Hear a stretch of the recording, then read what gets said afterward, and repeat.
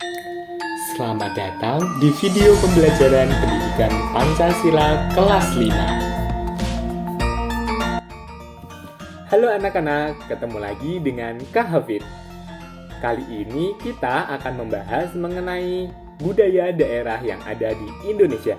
Tahu nggak sih, kalau budaya di Indonesia itu ada banyak sekali. Dari Sabang sampai Merauke. Nah, contohnya salah satunya ini nih. Tahu nggak yang lagi Kak Hafid pakai ini apa? Betul sekali, ini adalah pakaian khas dari Pulau Jawa yaitu batik. Batik sudah diakui oleh dunia loh. Pada tanggal 2 Oktober 2009, batik diakui oleh UNESCO sebagai warisan kemanusiaan untuk budaya lisan dan non-bendawi dari Indonesia. Wah, keren sekali bukan? Makin penasaran dengan budaya-budaya daerah di Indonesia lainnya? Yuk kita mulai menjelajahi daerah, budaya, dan juga seni di Indonesia. Tahukah kamu, Indonesia memiliki luas lebih dari 1.900.000 km persegi yang terbentang dari Sabang sampai Merauke. Indonesia adalah negara yang terdiri dari ribuan pulau dan ratusan suku bangsa. Setiap daerah memiliki budaya yang unik. Budaya daerah adalah keseluruhan cara hidup masyarakat yang mencakup suku, adat istiadat, seni, dan rumah adat. Budaya daerah sangatlah penting karena mencerminkan identitas suatu daerah dan menjadi bagian dari warisan budaya bangsa. Dengan memahami budaya daerah, kita dapatlah lebih menghargai keragaman yang ada di Indonesia. Mari kita bahas beberapa daerah yang unik dan menarik di Indonesia. Yang pertama, Sumatera Utara.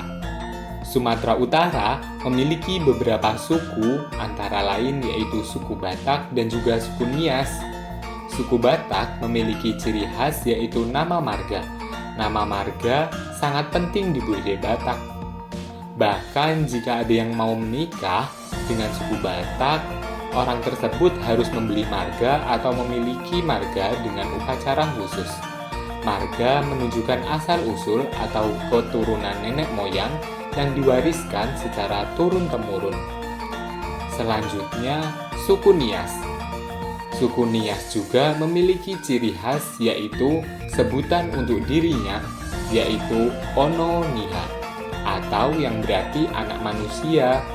Suku Nias dikenal sebagai masyarakat yang kaya akan budaya, seperti kepercayaan mereka, yaitu Vanambo Adu, merupakan kepercayaan terhadap nenek moyang atau roh leluhur yang diwujudkan dalam bentuk pahatan kayu atau batu untuk disembah.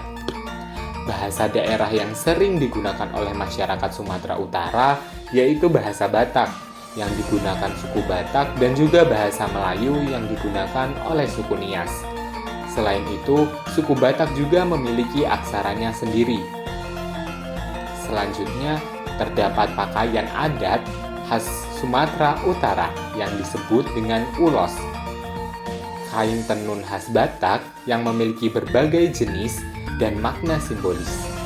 Ulos sendiri biasanya digunakan dalam upacara adat Batak seperti pernikahan, kelahiran, dan juga kematian. Ulos juga diberikan sebagai simbol restu dan kasih sayang. Jika sudah membahas suku, bahasa, dan pakaian khas, tak lengkap jika kita tidak membahas mengenai rumah tradisionalnya. Sumatera Utara memiliki rumah tradisional yang disebut juga dengan rumah bulan. Rumah adat suku Batak yang berbentuk bangunan dengan atap ijo dan ukiran khas yang melambangkan keharmonisan serta kehormatan kepada leluhur. Provinsi selanjutnya yaitu ada Provinsi Lampung. Setelah dari barat, sekarang kita ke perbatasan antara Pulau Jawa dan Sumatera, yaitu Provinsi Menara Siger yang kita kenal sebagai Provinsi Lampung. Di daerah Lampung terdapat dua suku, yaitu suku Lampung Saibatin dan juga Lampung Pepadun. Yang pertama ada Lampung Pepadun. dikenal dengan sistem kekerabatan patrilineal, yaitu sistem yang menempatkan garis keturunan pada nasab ayah. Yang kedua, terdapat suku Lampung Saibatin, menganut sistem kekerabatan aristokratis, yaitu sistem yang menerapkan posisi adat tertinggi diwariskan berdasarkan garis keturunan. Masyarakat Lampung memiliki bahasa daerah, yaitu dua bahasa utama, antara lain Lampung Api atau pesisir dan juga Lampung Nyong atau pepadu. Kedua bahasa ini memiliki aksaranya sendiri yang disebut dengan aksara Lampung. Sedangkan pakaian khas dari Lampung disebut dengan siger Lampung, yang biasanya dikenakan oleh pria dan wanita Lampung dalam acara pernikahan, upacara adat seperti panen dan kematian, serta festival budaya seperti Festival Krakatau. Lampung juga memiliki rumah tradisional yang disebut dengan Nuo Sesat, rumah adat berbentuk panggung yang digunakan sebagai tempat musyawarah adat, memiliki ornamen khas Lampung dan tangga depan yang disebut junjung. Untuk provinsi yang selanjutnya, terdapat Provinsi Kalimantan Barat. Jika di Sumatera Utara terdapat suku Batak dan Nias, dan Lampung terdapat suku Lampung, sekarang kita ke Kalimantan Barat dengan suku Dayak. Suku Dayak di Kalimantan Barat dibagi menjadi dua jenis, yaitu Dayak Kanayat dan juga Dayak Oddanum. Ciri khas Dayak yaitu memiliki kuping panjang atau telinga aru. Dalam tradisi ini, daun telinga wanita sangat dipanjangkan menggunakan anting pemberat yang dianggap sebagai simbol kecantikan dan juga status sosial. Bahasa Oddanum dituturkan oleh masyarakat desa Nangaheremoi, Kecamatan Ambalauk, Kabupaten Sintang di daerah Hulu Sungai Melawis. Jika membahas pakaian adat, Provinsi Kalimantan Barat juga memiliki pakaian adat yang kita sebut King Baba untuk pria dan juga ada King Bibinge untuk wanita. Pakaian adat khas Dayak ini digunakan dalam upacara adat suku Dayak termasuk pernikahan dan juga ritual keagamaan.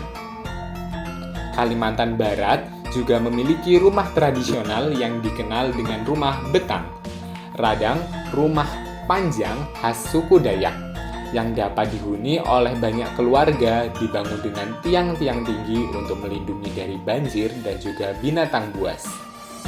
Provinsi selanjutnya yaitu Provinsi Sulawesi Selatan.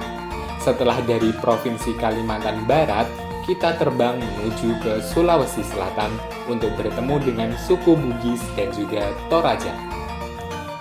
Suku Bugis adalah salah satu suku terbesar di Indonesia yang berasal dari Sulawesi Selatan. Mereka juga dikenal sebagai masyarakat yang gemar merantau karena ingin meninggikan status sosial mereka. Yang kedua, suku Bugis adalah salah satu suku terbesar di Indonesia yang berasal dari Sulawesi Selatan. Mereka dikenal sebagai masyarakat yang gemar merantau untuk meningkatkan status sosial di masyarakat mereka loh. Yang kedua yaitu ada suku Toraja. Suku Toraja adalah kelompok etnis yang berasal dari pegunungan bagian utara Sulawesi Selatan, Indonesia. Mereka terkenal dengan budaya dan juga tradisi yang unik, terutama dalam hal spiritual. Dalam berkomunikasi, masyarakat suku Bugis dan juga Toraja memiliki bahasanya masing-masing, yaitu bahasa Toraja dan juga bahasa Bugis. Selain itu, Sulawesi Selatan memiliki pakaian adat yang disebut dengan baju bodo. Pakaian adat wanita Bugis sampai Makassar yang berwarna cerah dan juga elegan. Awalnya digunakan dalam upacara pernikahan dan kematian, tetapi kini juga dipakai dalam lomba menari dan juga penyambutan kehormatan. Di Sumatera Selatan terdapat rumah tradisional yang dikenal dengan tongkongan. Rumah adat suku Toraja dengan atap melengkung menyerupai perahu dan penuh ukiran berwarna merah, kuning dan juga hitam yang melambangkan status sosial. Provinsi kelima kita yaitu ada Papua. Selanjutnya kita akan membahas suku yang berada di ujung timur Indonesia yaitu suku Asmat dari Provinsi Papua. Suku Asmat dikenal dengan hasil ukiran kayunya yang unik. Populasi suku Asmat terbagi menjadi dua, yaitu mereka yang tinggal di pesisir pantai dan juga mereka yang di bagian pedalaman. Ukiran kayu Asmat bukan sekedar hiasan, tetapi memiliki makna spiritual yang mendalam. Setiap motif melambangkan roh leluhur dan peristiwa penting dalam kehidupan sukunya. Suku Asmat juga memiliki bahasa daerahnya, yaitu bahasa Asmat, yang kebanyakan hanya dimengerti oleh kalangannya sendiri. Bahasa ini adalah bahasa nenek moyang yang sudah berumur ribuan tahun. Selain itu, Provinsi Papua juga memiliki pakaian adat yang disebut koteka untuk pria dan juga rok rumbai untuk wanita. Pakaian adat yang mencerminkan budaya asli Papua. Pakaian ini biasanya dikenakan oleh laki-laki dalam kehidupan sehari-hari serta dalam upacara adat. Rumah Hanoi menjadi rumah tradisional yang dimiliki masyarakat Papua. Rumah adat yang digunakan oleh kaum laki-laki untuk menikah, sementara perempuan digunakan untuk rumah ohara yang lebih kecil dari rumah laki-laki. Selanjutnya, provinsi yang terakhir dan suku yang terakhir yang akan kita bahas yaitu Jawa.